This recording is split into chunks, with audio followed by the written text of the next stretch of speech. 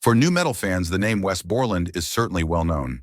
Wes Borland is not just an ordinary guitarist, he is an innovator who constantly pushes the boundaries of guitar playing. His experimental style is striking, especially through his unconventional use of 6 and 7-string guitars. He loves exploring irregular note patterns, sliding tremolo effects, and percussive techniques that emphasize his unique character. In his creative process, Borland compares writing music to painting, starting with rough sketches that are gradually filled in to form a complete work. Borland's uniqueness is not only heard, but also seen. He is known for his dramatic stage appearances, often wearing elaborate costumes and body paint. From rabbit suits to eerie characters with a body painted black and special contact lenses that only reveal a glowing set of teeth. All of this makes Wes Borland not just a musician, but also a visual artist who consistently delivers an unforgettable stage experience. Wesley Loudon Borland was born on February 7, 1975 in Richmond, Virginia, and grew up in a religious family that frequently attended a Presbyterian church.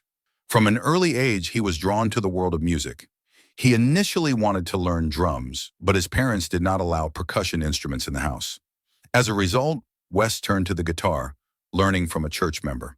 However, his musical tastes leaned toward punk and rock, which often clashed with the local scene that favored country music.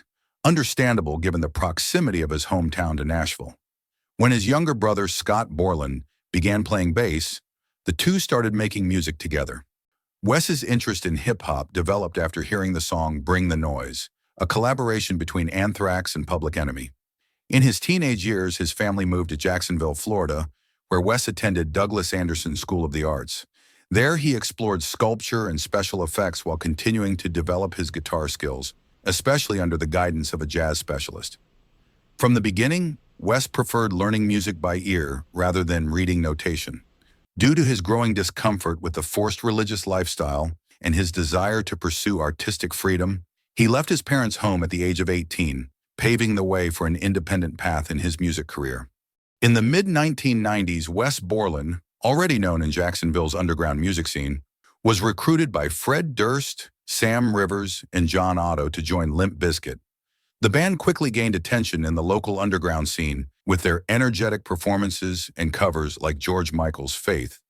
After DJ Lethal joined as the turntablist, Borland briefly left the band due to conflicts with Durst, but eventually returned after Limp Bizkit signed a new record deal and began recording their debut album, $3 Bill Y'all. While the album's initial reception was modest, the band's relentless touring built momentum, and their cover of Faith became a radio hit. Limp Bizkit then landed a spot at Ozfest in 1998.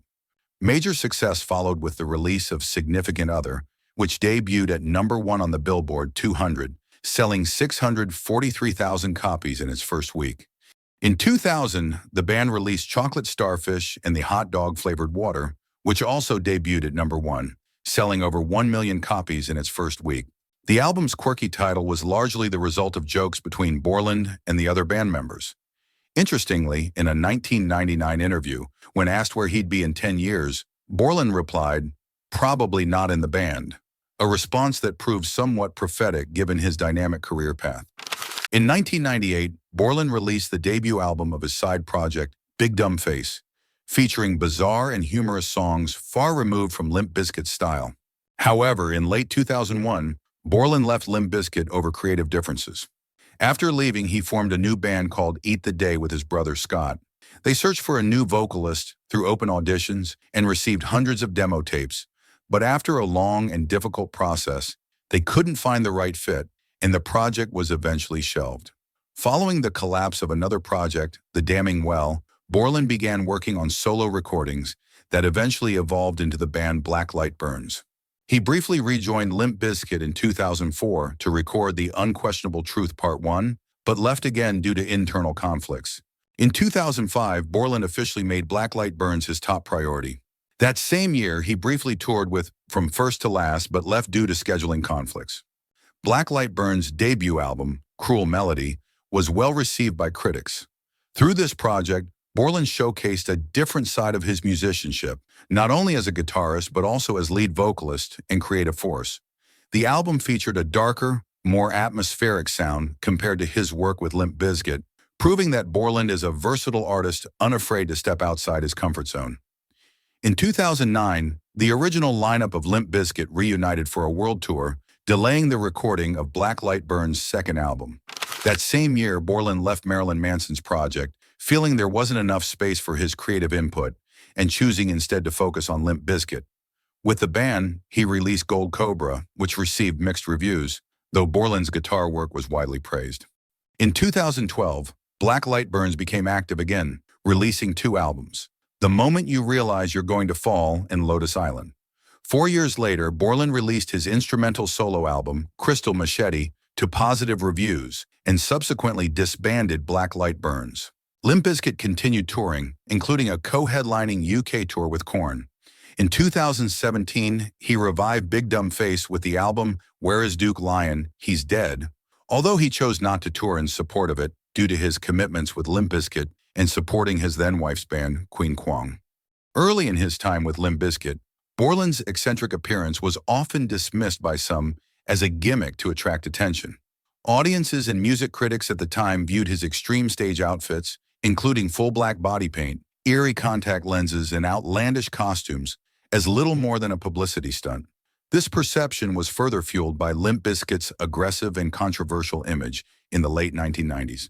However, over time, many came to understand that Borland's appearance was not mere showmanship, but an authentic part of his artistic expression. He himself has said that performing in such a way makes him feel creatively free and helps separate his onstage persona from his real-life identity. Wes Borland is estimated to have a net worth of up to $15 million, according to sources such as GB Times. This wealth has been accumulated over more than 2 decades in the music industry. As the lead guitarist of Limp Bizkit, Borland earns substantial income from millions of album sales, royalties, and lucrative world tours. In addition to his main gig, he has generated revenue through various side projects such as Black Light Burns, Big Dumb Face, and his instrumental solo album, Crystal Machete. Borland has also collaborated with artists like Marilyn Manson and Jonathan Davis, and has worked on music production for films and video games. He contributed to the Resident Evil Afterlife soundtrack and teamed up with Riot Games to create the Hybrid Worlds theme song for the League of Legends World Championship. Beyond music, Borland has earned income through real estate investments, including buying and selling properties in Los Angeles and Detroit. In a podcast interview, Borland revealed that early in his career, he invested much of his earnings in high-risk stock market ventures. Unfortunately, the market crash following the events of September 11th caused much of that early wealth to vanish almost overnight. Behind his eccentric and flamboyant onstage persona, Wes Borland's love life has been full of twists and turns. In April 1998, Borland married his longtime girlfriend Heather McMillan, but their marriage lasted only until 2001. Several years later, he married Anna Carlise in March 2009, though this second marriage also ended in divorce in 2013. In October 2016, Wes Borland found love again with Ray Calloway, the lead singer of the band Queen Kwang, and the couple lived together in Detroit for a time. However, that relationship also came to an end when Calloway filed for divorce in 2019. The split later escalated into legal conflict, with Borland filing a defamation lawsuit against Calloway in January 2023, following statements she made in an interview, though the lawsuit was ultimately dismissed by a Detroit judge in March 2023. Before their breakup, the couple had lived in a limestone-style home in Detroit's historic Arden Park district, which they renovated and featured on the DIY network. In 2020, Borland listed the home for sale at around $900,000. Now, after his ups and downs in love, Borland is reportedly in a new relationship with Lee Jokvitek. The couple appears to be growing closer, frequently sharing warm and affectionate photos together on social media, marking a new chapter in Borland's personal life. Wes Borland is known not only as an eccentric guitarist, but also as someone with a deep passion for visual arts. Since attending an arts-focused high school, he has pursued sculpture, painting, and drawing. Initially, playing guitar was just a side hobby, until his music career with Limp Bizkit propelled him onto major stages. However, his love for visual art never faded. While touring, Wes Borland often spends his free time hunting for costumes and makeup at thrift shops and costume stores in various cities. This habit helped nurture his passion for visual performance art, turning the stage into a platform for his artistic expression. Early on, he tried to encourage his bandmates to join in on the elaborate stage looks, but they weren't interested. As a result, this became a trademark of Limp Bizkit shows, with the other members dressed casually while Borland appeared in eye-catching costumes resembling aliens or zombies. His fascination with visual arts later extended into the world of opera. After seeing The Damnation of Faust performed by LA Opera, Borland felt even more inspired and began studying stage makeup and costume design more seriously, enriching his identity as a musician who focuses on both sound and visual presentation. Despite being known for his extreme stage outfits, Wes Borland is, in fact, a true cat lover. Along with his ex-wife, Carey Calloway, Wes Borland was actively involved in rescuing stray cats in Detroit. Together, they fostered and helped rehome more than 150 to 200 cats. His love for cats was also reflected in his charitable actions. In 2016, Borland auctioned off personal memorabilia, including gold records and guitars, and donated part of the proceeds to cat rescue organizations. Their commitment to animal welfare was even featured on a DIY network home renovation show, where Borland and Calloway showcased their dedications to helping animals. Behind his on-stage monster persona, Borland is truly a soft-hearted cat lover.